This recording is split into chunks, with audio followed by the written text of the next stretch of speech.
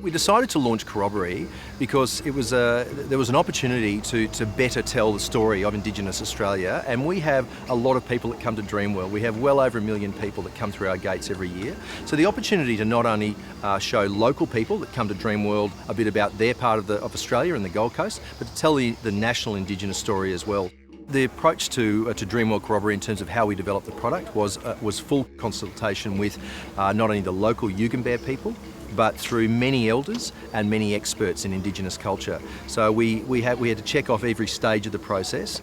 So for us it was about getting experts involved in the process from an Indigenous region so that they could tell us whether we were going down the right path or the wrong path.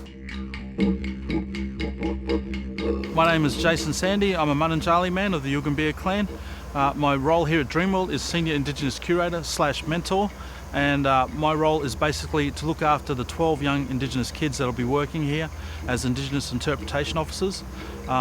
Their roles will be to present about different aspects of the culture, from talking about weaponry to talking about music, and also doing a short presentation of a Dreamtime story from the Yugambeh people. Also working with all of the traditional mobs from all over Australia. We've gotten the right permissions to tell their stories and followed the protocols. So everything that we display there, we've gotten permission from the people from that mob. Certainly Dreamworld's the first theme park attraction in Australia to have an Indigenous experience of this kind, and that's the exciting thing for us. I think we've seen different versions of how the Indigenous story is told around Australia, cultural stories told.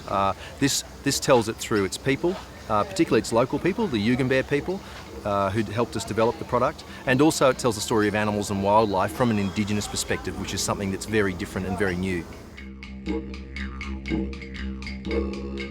Education's key, I believe. The more you teach people about people, and the more they get to know them, and the less stigma there is. Stereotypes are broken down, so it's very important that they get to see that our culture is not all uniform across the country. That it's all different stories, different languages, different people. So just to highlight the differences, but also the similarities.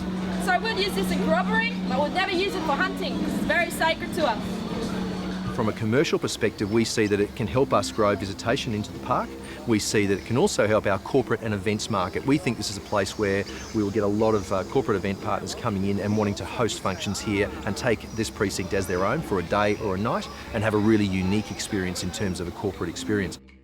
My view is you have to be patient. It takes a long time to develop these sorts of projects, and the Reconciliation Action Plan within businesses is a long-term initiative. It's not a short-term win initiative. And I think if other businesses can get involved and partner with us through Dreamworld Corroboree, then we see great opportunities for them to get involved.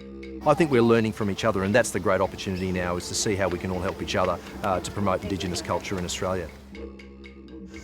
Definitely I would encourage big business to work with the local Indigenous community, and it's given these kids a chance to have gainful employment, but also to tell their stories.